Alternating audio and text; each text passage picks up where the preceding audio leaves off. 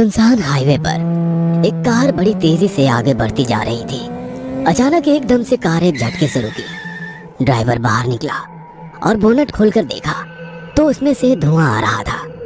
तभी उसका मालिक जतिन भी कार से बाहर आया और उसने पूछा, क्या हुआ है? लगातार चलने की वजह से कार गर्म हो गई है, इसलिए बंद पड़ गई है। इसे ठंडा करने के लिए पानी की जरूरत है। कार में पानी नहीं था, इसलिए ड्राइवर ने जतिन को वहीं रोकने के लिए बोला। आप गाड़ी में बैठ जाइए, मैं आसपास जाकर देखता हूँ कि कहीं से पानी मिल जाए। ड्राइवर बोतल लेकर आसपास पानी देखने चला गया। हाईवे के दोनों तरफ दूर दूर तक जंगल ही जंगल फैले हुए थे। पीछे भी कई किलोमीटर तक कुछ नहीं था और आगे भी काफी दूर तक कुछ भी मिलने की उम्मीद नहीं थी। अभी ड्राइवर आगे गया ही था कि उसने देखा जंगल की तरफ से बहुत सी रोशनी आ रही थी। यह देख उसे हैरानी हुई और ड्राइवर उस तरफ बढ़ गया। थोड़ा आगे जाने के बाद ड्राइवर देखता है कि वहां एक बहुत बड़ी कोठी है जो लाइट से जगमगा रही है। इस जंगल में इतनी शानदार कोठी को देखकर ड्राइवर को बड़ी हैरानी हुई। हालांकि उसे जल्दी से पानी चाहिए था, इसलिए उसने कोठी का दरवाजा खटखटाया। कुछ ही देर में दरवाजा खुला और एक बुजुर्ग औरत बाहर निकली। उसने ड्राइवर को देखते हुए कहा, कौन हो तुम? क्या चाहिए तुम्हें? दरअसल मेरी गाड़ी खराब हो गई है और मुझे पानी की ज़रूरत है। अगर आप मुझे थोड़ा सा पानी दे देती तो आपकी बड़ी मेहरबानी होती।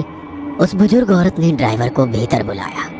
अंदर आते ही बुजुर्ग औरत ने उसे बैठने को बोला और खुद पानी लेने चली गई। ड्राइवर अभी उस बुजुर्ग औरत का इंतजार कर ही रहा था कि पूरे कोठी की बिजली चली गई। वहाँ अंधेरा छा गया।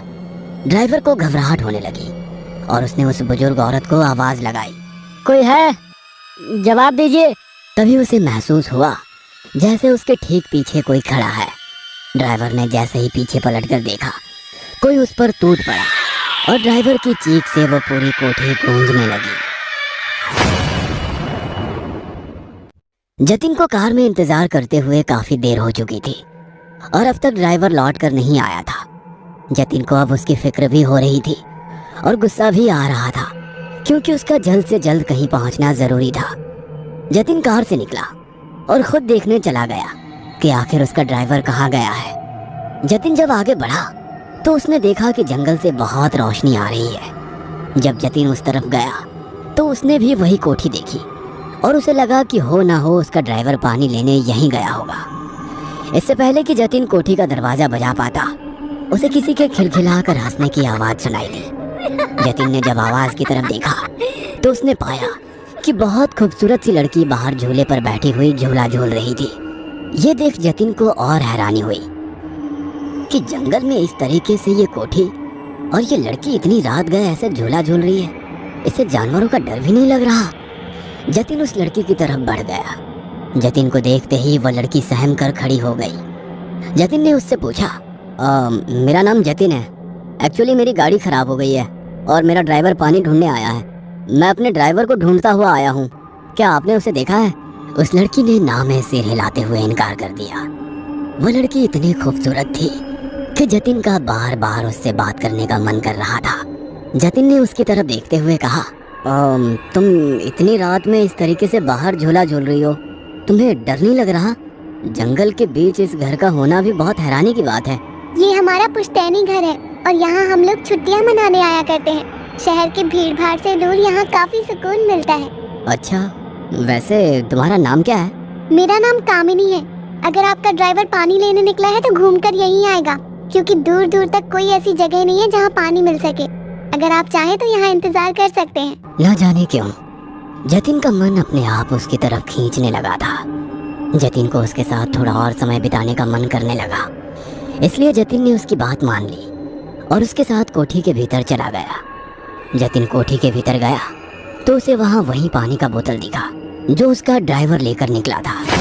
ये तो वही पानी का बोतल है जो मेरा ड्राइवर लेकर निकला था। कामिनी हड़बड़ा गई और फिर बोली, शायद हो सकता है आपका ड्राइवर यहाँ आया हो, मगर मैंने ना देखा हो। यहाँ मेरे साथ मेरी बहन रहती है, शायद उसे पता हो।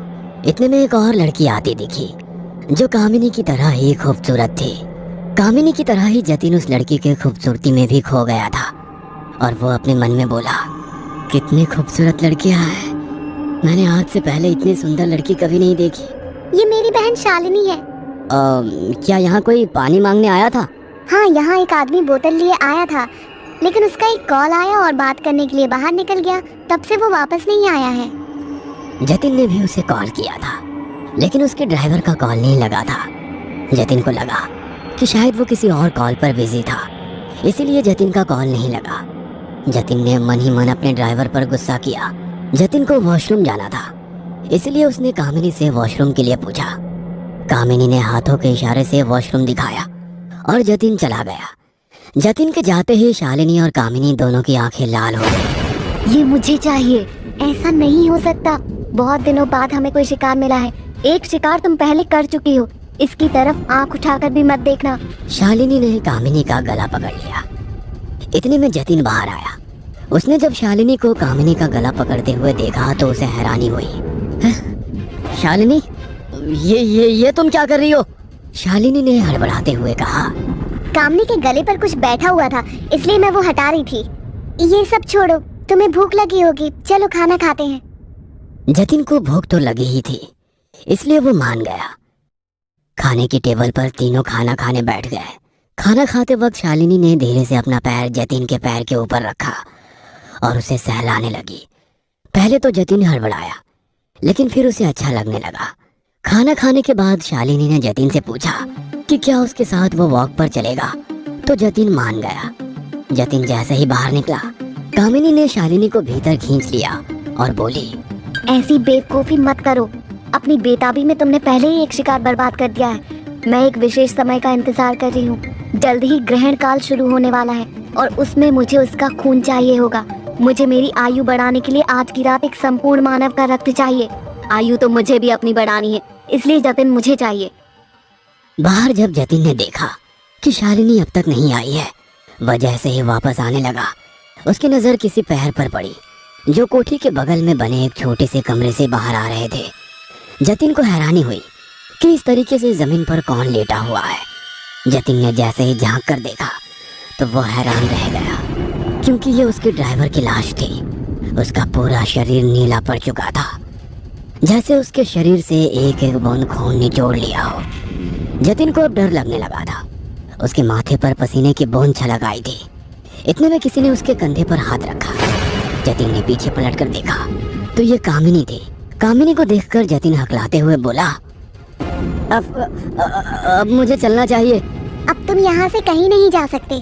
ये सुनकर जतिन के हाथ पैर ठंडे हो गए। जतिन ने धीरे से अपनी ड्राइवर की लाश की तरफ एक बार देखा और फिर कामिनी की तरफ देखा।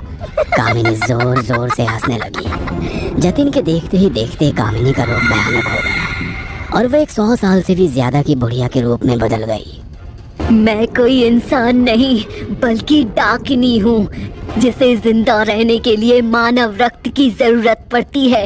आज की रात बहुत खास है, क्योंकि आज मुझे अपनी आयु फिर से 100 साल के लिए करने के लिए एक संपूर्ण मानव रक्त की जरूरत है, जो अब तुमसे पूरी होने वाली है।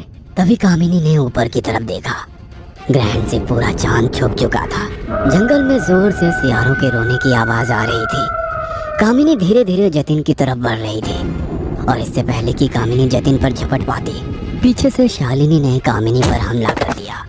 दोनों को अपनी आयु 100 साल बढ़ानी थी। जतिन को यह बहुत सही मौका मिला और वो वहां से उल्टे पैर सड़क की तरफ भागा। बड़ी मुश्किल से वो अपनी कार तक पहुंचा। कार में पहुंचकर उसने अपनी कार स्टार्ट की। जतिन का भाग्य शायद अच्छा था, क्योंकि जो कार बंद पड़ चुकी थी वो स्टार्ट हो गई थी। लेकिन जैसे ही कार स्टार्ट हुई, उसके सामने कामिनी खड़ी उसे घूर रही थी। जतिन को समझ नहीं आ रहा था कि अब वो क्या करे। उसने बिना कुछ सोचे समझे फुल स्पीड में कार भगाई और वहां से बहुत आगे आ गया, जहां से बस्ती शुरू हो रही थी और इक्का दुक्का गाड़ियां दिखने लगी थी। वहां रुककर जतिन ने लंबी लंबी सांसें ली और ऊपर देखकर भगवान का शुक्रिया किया कि आखिर वो सही सलामत बच गया और डाकनियों के चपेट में आने से बच गया। लेकिन उसे अपने ड्राइवर की मौत पर बहुत दुख था।